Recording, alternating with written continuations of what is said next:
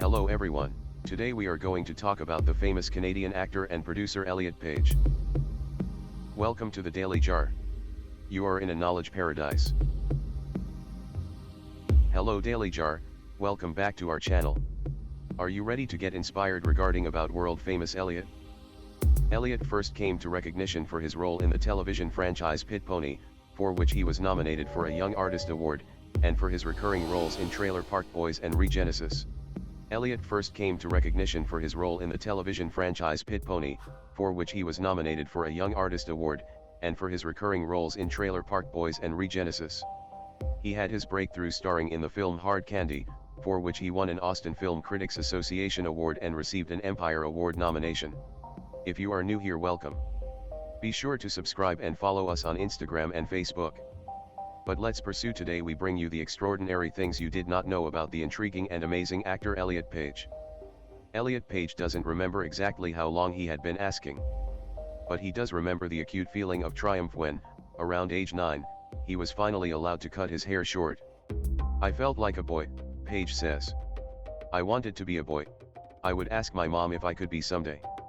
Growing up in Halifax, Nova Scotia, Page visualized himself as a boy in imaginary games, freed from the discomfort of how other people saw him, as a girl. After the haircut, strangers finally started perceiving him the way he saw himself, and it felt both right and exciting. The joy was short-lived. Months later, Page got his first break, landing a part as a daughter in a Canadian mining family in the TV movie Pit Pony. He wore a wig for the film, and when Pit Pony became a TV show, he grew his hair out again. I became a professional actor at the age of 10, Page says. And pursuing that passion came with a difficult compromise. Of course I had to look a certain way. We are speaking in late February. It is the first interview Page, 34, has given since disclosing in December that he is transgender, in a heartfelt letter posted to Instagram, and he is crying before I have even uttered a question. Sorry, I'm going to be emotional, but that's cool, right? He says, smiling through his tears. It's hard for him to talk about the days that led up to that disclosure. When I ask how he was feeling, he looks away, his neck exposed by a new short haircut. After a pause, he presses his hand to his heart and closes his eyes. This feeling of true excitement and deep gratitude to have made it to this point in my life, he says, mixed with a lot of fear and anxiety. It's not hard to understand why a trans person would be dealing with conflicting feelings in this moment. Increased social acceptance has led to more 1.8% young people describing themselves as trans of gen compared with 0.2% of boomers, according to a recent Gallup poll. Yet this has fueled conservatives who are stoking fears about a transgender craze. President Joe Biden has restored the right of transgender military members to serve openly, and in Hollywood, trans people have never had more meaningful time on screen. Meanwhile, J.K. Rowling is leveraging her cultural capital to oppose transgender equality in the name of feminism, and lawmakers are arguing in the halls of Congress over the validity of gender identities. Sex has become a political football in the culture wars, says Paisley Curra, a professor of political science at Brooklyn College. And so Page, who charmed America as a precocious pregnant teenager in Juno, constructed dreamscapes in Inception, and now stars in Netflix's hit superhero show The Umbrella Academy, the third season of which he's filming in Toronto. Expected that his news would be met with both applause and vitriol. What I was anticipating was a lot of support and love and a massive amount of hatred and transphobia, says Page. That's essentially what happened.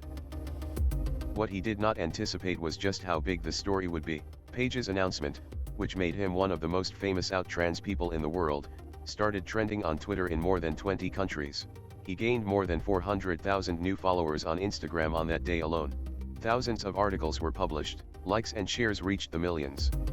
Right-wing podcasters readied their rhetoric about women in men's locker rooms. Casting directors reached out to Page's manager saying it would be honored to cast Page in their next big movie. So, it was a lot. Over the course of 2 conversations, Page will say that understanding himself in all the specifics remains a work in progress. Fathoming one's gender, an identity innate and performed, personal and social, fixed and evolving, is complicated enough without being under a spotlight that never seems to turn off. But having arrived at a critical juncture, Page feels a deep sense of responsibility to share his truth. Extremely influential people are spreading these myths and damaging rhetoric every day. You're seeing our existence debated, Page says. Transgender people are so very real. That role in Pit Pony led to other productions and eventually, when Page was 16, to a film called Mouth to Mouth. Playing a young anarchist, Paige had a chance to cut his hair again. This time, he shaved it off completely. The kids at his high school teased him, but in photos he has posted from that time on social media he looks at ease. Paige's head was still shaved when he mailed in an audition tape for the 2005 thriller Hard Candy.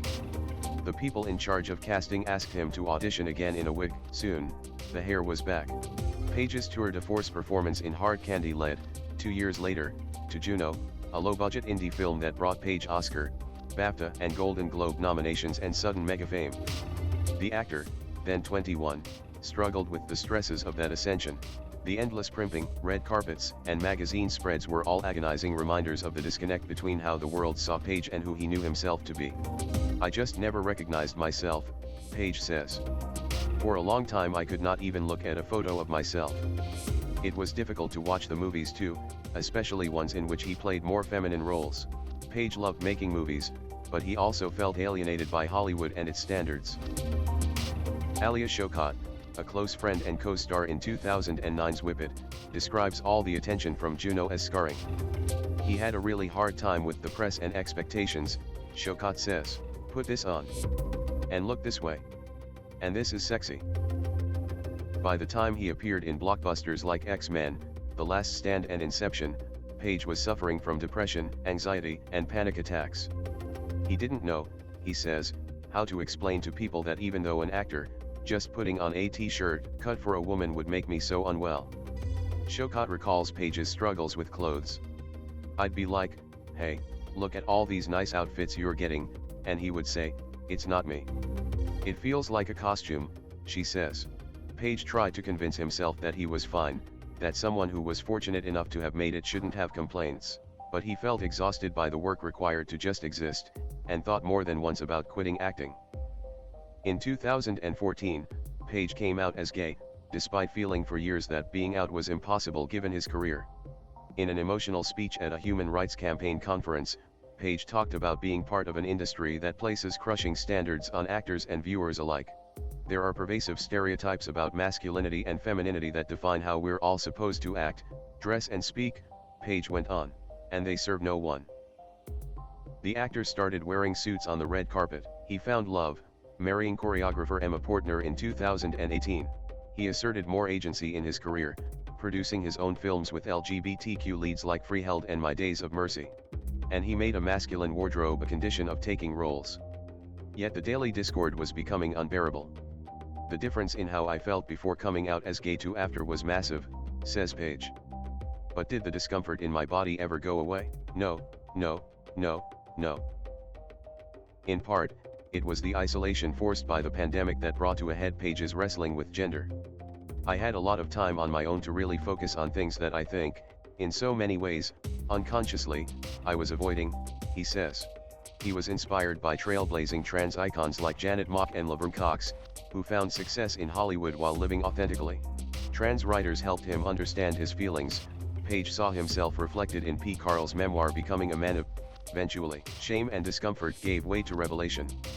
I was finally able to embrace being transgender, Paige says, and letting myself fully become who I am.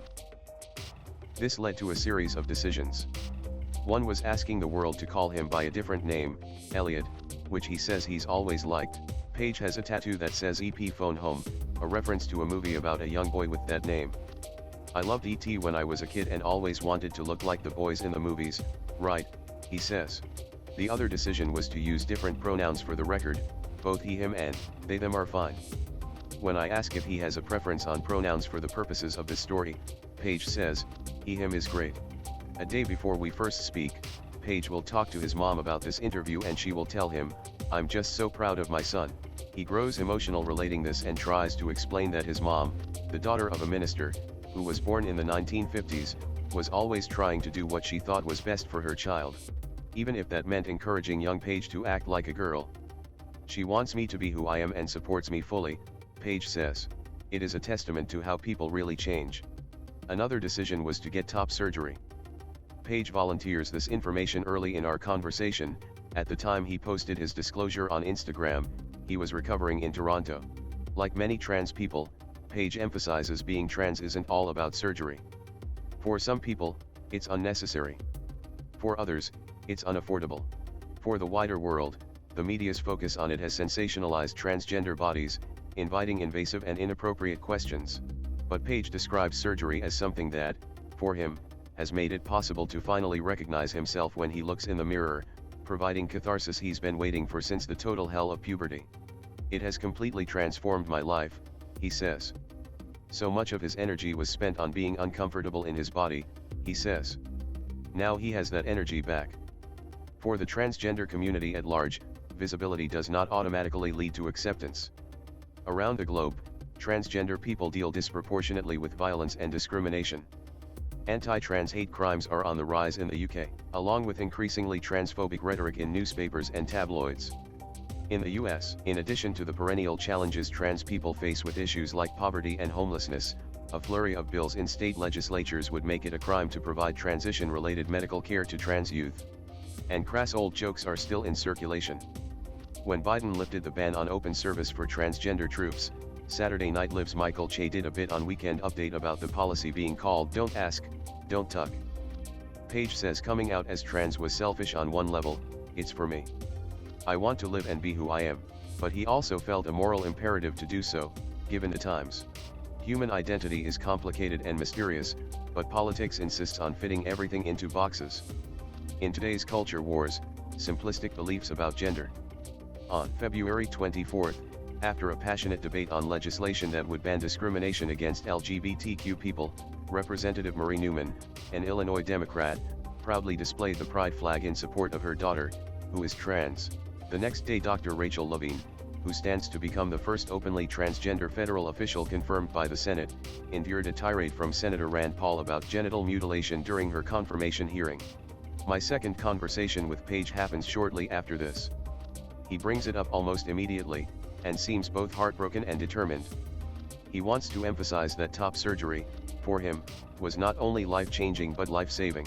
He implores people to educate themselves about trans lives, to learn how crucial medical care can be, to understand that lack of access to it is one of the many reasons that an estimated 41% of transgender people have attempted suicide, according to one survey. Page has been in the political trenches for a while, having leaned into progressive activism after coming out as queer in 2014. For 2 seasons, he and best friend Ian Daniel filmed Gaycation, a Viceland series that explored LGBTQ culture around the world and, at one point, showed Page grilling Senator Ted Cruz at the Iowa State Fair about discrimination against queer people. In 2019, Page made a documentary called There's Something in the Water, which explores environmental hardships experienced by communities of color in Nova Scotia, with $350,000 of his own money. That activism extends to his own industry.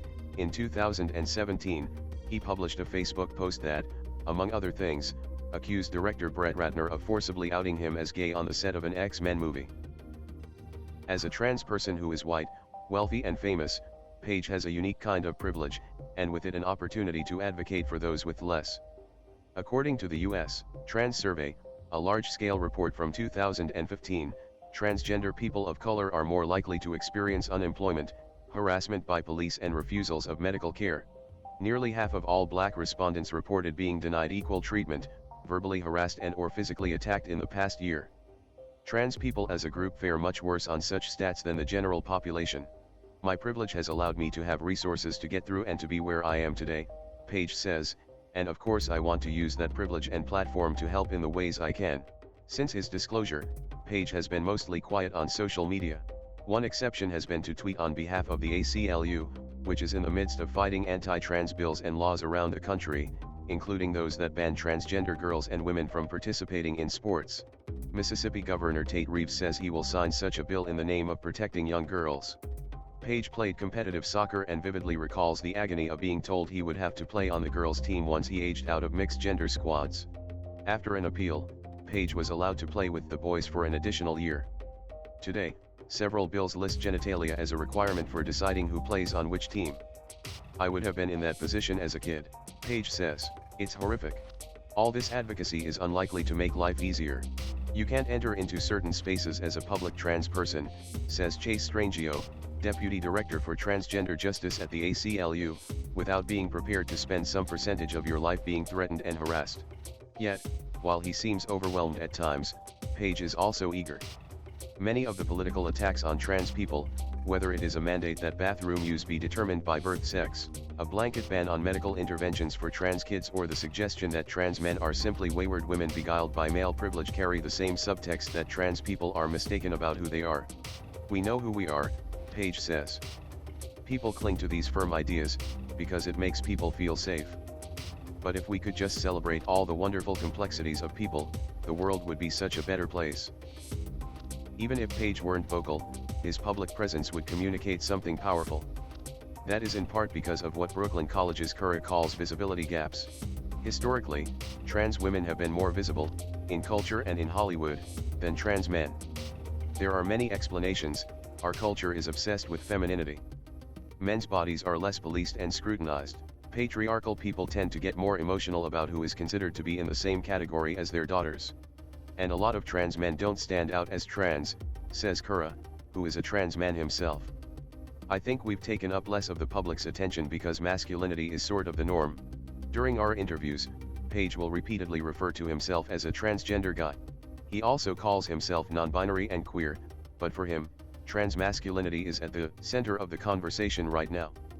It's a complicated journey, he says, and an ongoing process.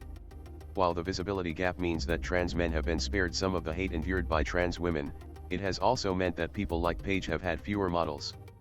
There were no examples, Page says, of growing up in Halifax in the 1990s. There are many queer people who have felt that how they feel deep inside isn't a real thing because they never saw it reflected back to them, says Teek Milan, an activist, author, and transgender man. Page offers a reflection. They can see that and say, you know what, that's who I am too, Milan says. When there aren't examples, he says, people make monsters of us. For decades, that was something Hollywood did. As detailed in the 2020 Netflix documentary Disclosure, transgender people have been portrayed on screen as villainous and deceitful, tragic subplots, or the butt of jokes. In a sign of just how far the industry has come, spurred on by productions like Pose and trailblazers like Mock, Netflix offered to change the credits on The Umbrella Academy the same day that its star posted his statement on social media. Now when an episode ends, the first words viewers see are Elliot Page. Today, there are many out trans and non-binary actors, directors, and producers. Storylines involving trans people are more common, more respectful. Sometimes that aspect of identity is even incidental, rather than the crux of a morality tale. And yet Hollywood can still seem a frightening place for LGBTQ people to come out. It's an industry that says, don't do that, says director Silas Howard, who got his break on Amazon's show Transparent, which made efforts to hire transgender crew members. I wouldn't have been hired if they didn't have a trans initiative, Howard says. I'm always aware of that. So what will it mean for Page's career? While Page has appeared in many projects, he also faced challenges landing female leads because he didn't fit Hollywood's narrow mold. Since Page's Instagram post, his team is seeing more activity than they have in years. Many of the offers coming in to direct, to produce, to act are trans-related, but there are also some dude roles. Page was attracted to the role of Vanya in The Umbrella Academy because in the first season, released in 2019, Vanya is crushed by self-loathing, believing herself to be the only ordinary sibling in an extraordinary family. The character can barely summon the courage to move through the world. I related to how much Vanya was closed off, Page says. Now on set filming the third season, co-workers have seen a change in the actor. It seems like there's a tremendous weight off his shoulders, a feeling of comfort, says showrunner Steve Blackman. There's a lightness, a lot more smiling. For Page, returning to set has been validating, if awkward at times. Yes, people accidentally use the wrong pronouns - it's going to be an adjustment, Page says, but co-workers also see and acknowledge him. The debate over whether cisgender people, who have repeatedly collected awards for playing trans characters, should continue to do so has largely been settled. However, trans actors have rarely been considered for cisgender parts. Whatever challenges might lie ahead, Page seems exuberant about playing a new spectrum of roles. I'm really excited to act, now that I'm fully who I am, in this body, Page says. No matter the challenges and difficult moments of this, nothing amounts to getting to feel how I feel now. This includes having short hair again. During our interview, Page keeps rearranging strands on his forehead. It took a long time for him to return to the barber's chair and ask to cut it short, but he got there. And how did that haircut feel? Page tears up again, then smiles. I just could not have enjoyed it more, he says. Thank for watching until the end. Make sure to like and subscribe, so you never miss another video. Thank you for staying with us. We'll see you back soon.